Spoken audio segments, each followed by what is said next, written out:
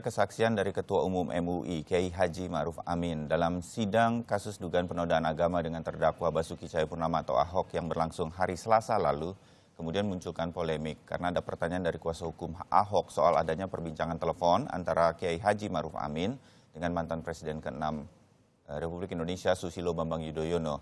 Kemudian hal ini berkembang menjadi isu penyadapan. Untuk membahas permasalahan ini atau apa yang kemudian berkembang ini sudah hadir di studio Sapa Indonesia Wakil Ketua Umum Partai Demokrat Roy Suryo dan analis politik dari UIN Syarif Hidayatullah Gun Gun Herianto. Selamat pagi.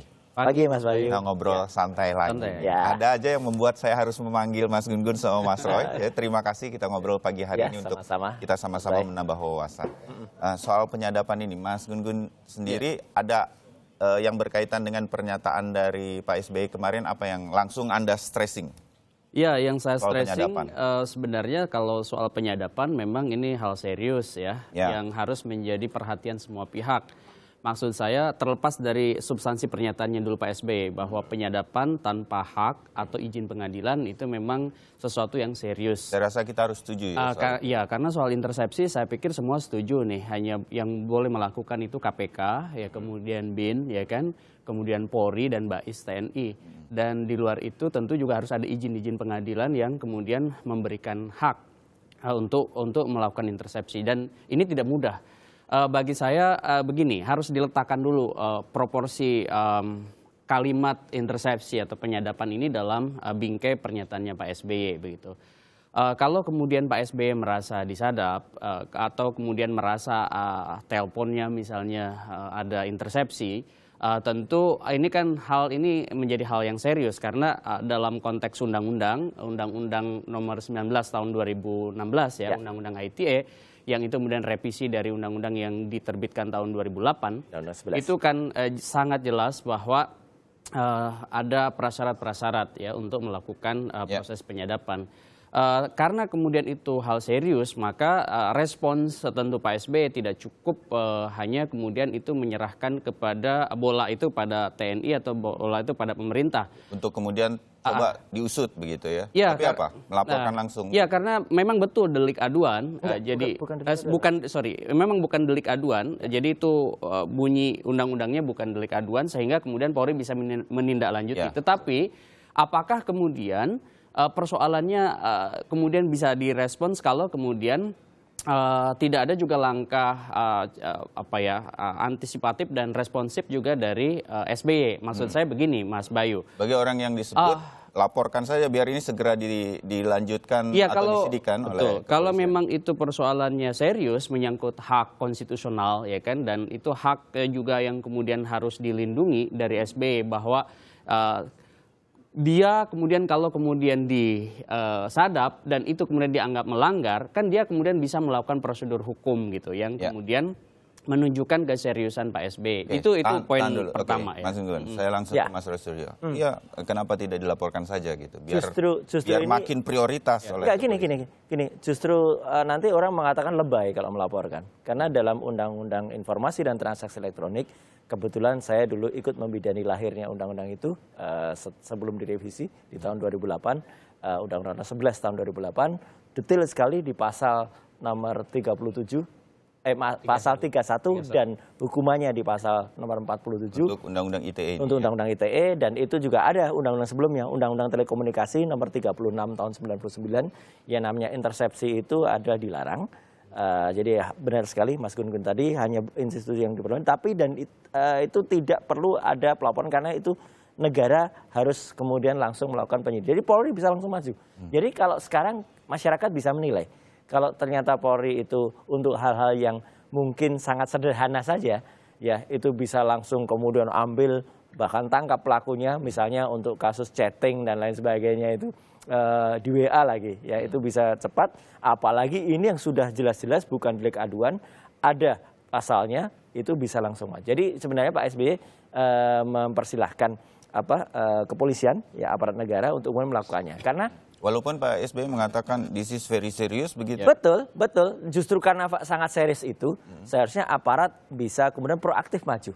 Orang selevel Pak SBY saja, mantan Presiden Republik Indonesia atau Presiden ke-6 Indonesia yang sehari-hari masih ada dilindungi oleh Pas Pampres saja bisa disadap, ya, apalagi kita ini gitu. Jadi beliau itu dalam rangka melindungi masyarakat yang lain, ayolah gitu. Kalau orang sekelas Pak SBY saja bisa disadap, apalagi dengan masyarakat yang lain. Itu poinnya di situ. Tapi memang Mas Roy harus ada dua catatan ya. Pertama, apakah kemudian yang dimaksud oleh tim pengacaranya Pak Ahok itu bukti percakapan itu adalah ini menarik. Rekaman hasil penyadapan atau bukti lain. Betul. Karena itu juga harus jadi kita jangan ini kemudian saya ingin menyampaikan kita juga sebetulnya mungkin sama-sama melihat Hamfri Jemaat pengacara mulai ngeles-ngeles, mulai lempar kanan dulu. Saya lemparkan mengatakan bahwa saya tidak bilang itu percakapan telepon ketika menanggapi Pak SBY mengatakan mana transkripnya atau apa segala macam segala buktinya. Tapi itu bisa dari berbagai hal termasuk dari pemberitaan. Kalau kita melihat surat pernyataan maaf itu dari sebuah situs online begitu. Silakan Mas Roy. Nah, dalam situs online itu clear betul tidak ada jamnya. Padahal dalam sidang kemarin jelas-jelas disebutkan ya 7 Oktober 2016 jam 10:16. Anda menilai bahwa itu apa? Nah, ada sesuatu bukti lain yang bisa disampaikan. Nah, sekarang jam ini sangat krusial. Kalau berani menyebutkan jam dan kalau itu ternyata misalnya hanya berdasarkan perkiraan seorang saksi, berdasarkan jam dia, bukan jam yang diakui misalnya oleh sebuah operator telekomunikasi. Wah, ini luar biasa melakukan bluffing. Walaupun sekali lagi kita belum jelas betul dari buktinya pengacara Ahok ini apa gitu. Kenapa kemudian dia bisa menyebut jam? Sebutlah kita kemudian menduga juga di sini. Jangan-jangan buktinya betul-betul sebuah penyadapan sebetulnya, tetapi ini kita belum tahu persis. Andai kata kita mengikuti logika lawyer yang coba lari-lari sekarang, coba buang badan ke sebuah situs tadi ya. 6.com gitu ya, gitu. Nah, itu ini anunya apa? Karena memang sudah ada juga. Alumninya Mas Bayu dulu ya. Gitu. Jadi ada kata disebutkan di liputan6.com ya. Nah, pada saat itu memang ada berita, di situ tidak ada jamnya dan kemudian bisa disebut jamnya dan itu sampaikan di sidang sebagai sebuah fakta persidangan dan ketika disampaikan itu dalam posisi di bawah sumpah ya oleh saksi dan itu direkam di dalam sidang. Dan ada rekamannya pula ya yang menjadi soal kan nanti kalau kita bicara soal ini nggak kesana tapi semua sekarang ada rekamannya dan kemudian itu menjadi catatan panitera ini menjadi persoalan yang serius karena itu disampaikan sebagai fakta persidangan dan kemudian di situ dicoba didesakkan kepada Pak Ma'ruf Amin dan kenyataannya sebenarnya memang tidak ada telepon dari Pak SBY yang meminta Pak Ma'ruf Amin. Apalagi dalam konteks yang tadi disampaikan dalam berita tadi permintaan fatwa. Jadi ini kan sekali ya. Sebenarnya ada dua yang sangat krusial. Secara teknis dari sisi Pak SBY ini memutarbalikan apa yang sebenarnya terjadi. Betul. Dan dari sisi kontennya ya ini kan sebuah masa Majelis Ulama Indonesia itu bisa didesak-desak untuk ngeluarin fatwa? Kan tidak mungkin. Tahan dulu Mas Roy. Oleh karena itu, menurut saya dua hal itu butuh yang disebut dengan pola interaksi ya. Jadi klarifikasi itu penting dilakukan tabayun ya.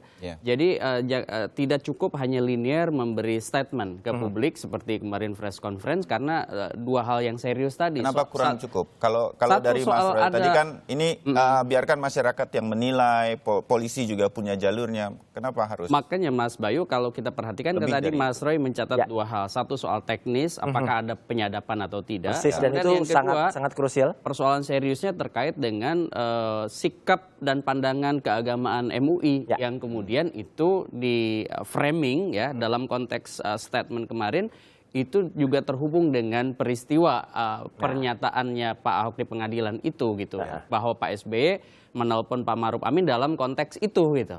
Oleh karena itu menurut saya satu harus ada klarifikasi dari pihaknya Pak Ahok dan sudah dilakukan oleh tim pengacara tetapi juga ada cross check verifikasi dengan kubunya Pak SBY. Menurut saya makanya bagus ya sebenarnya ada satu step lagi yaitu kalau memang merasa dirugikan secara hukum dan politik ada langkah yang juga cukup serius yang dilakukan oleh Pak SBY gitu. Kalau menurut saya undang-undang nggak diatur itu Mas Gun Gun. Jadi nanti dianggap nanti malah undang-undang jelas betul ini bukan delik aduan ya. Jadi harusnya Polri bergerak. Dan kalau memang lawyer itu mengatakan punya bukti dia bahwa ada statement yang kedua ya yang dikatakan ada permintaan fatwa, buka.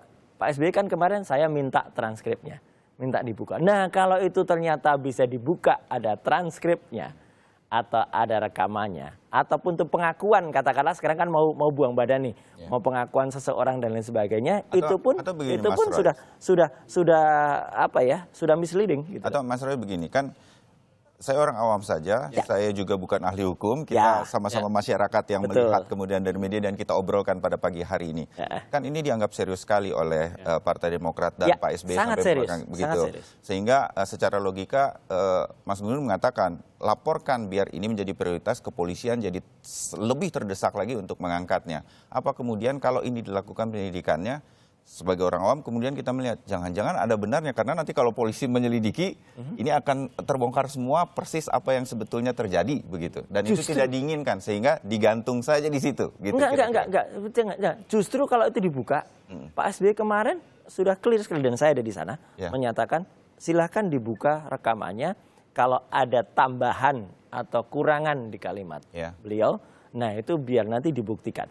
Ya, jadi artinya siapa yang kemudian men-spin, siapa yang kemudian membuat isu, atau siapa yang kemudian malah menurut saya membelokkan dengan isu permintaan fatwa dari Pak SBY kepada Kiai Haji Ma'ruf Amin. Ini sangat serius ini. Jadi artinya kita harus menjaga netralitas dari MUI di bawah ketua Pak Ma'ruf Amin. Kita juga harus menjaga, dan saya hakul yakin betul seorang negarawan seperti Pak SBY tidak akan mungkin meminta itu, dan telepon itu diakui juga. Ini anu loh ya, suatu kebesaran Pak SBY pun yang mengakui ada telepon. Dan meskipun telepon itu juga sebenarnya dihubungkan dari layer yang kedua ya, dan itu isinya hanya karena ketika rombongan Mas Agus Harimurti Yudhoyono dan Pak Silvi akan berkunjung, di sana lengkap semua sudah ada, dan kemudian acaranya itu bahkan di lantai 4 ya, ini peristiwanya, dan kemudian Kiai Haji Ma'ruf Amin itu ketika menerima telepon itu bahkan di lantai 3 ya, dengan itu pun karena apa? Karena di sana menanyakan Pak SBY mau hadir apa tidak gitu loh. Dan memang Pak SBY merasa tidak perlu hadir karena toh Mas Agus itu sudah mandiri, sudah tidak perlu kemudian harus setiap kali harus ada Pak SBY. Jadi konteksnya nanti kita sambung lagi bagaimana kemudian sebetulnya persisnya sambungan telepon itu dari versi dari Pak SBY yang sampaikan Mas Roy.